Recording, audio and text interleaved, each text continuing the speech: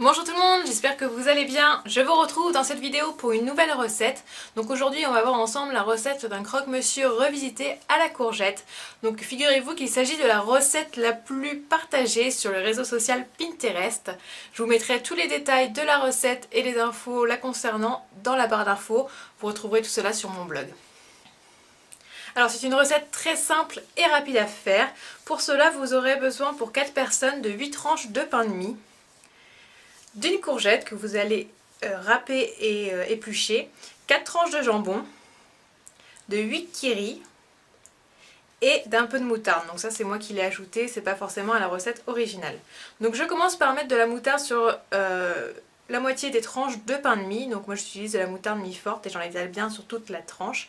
J'utilise du pain complet pour info, mais vous pouvez utiliser du pain blanc si vous préférez.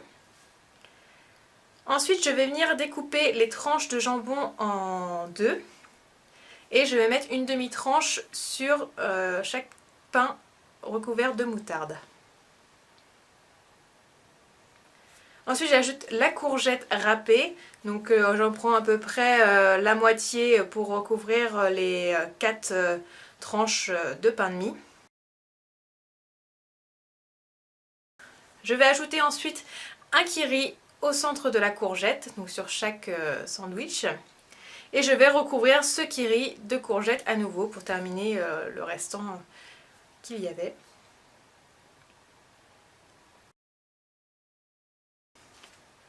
Je recouvre 2 demi-tranches de jambon.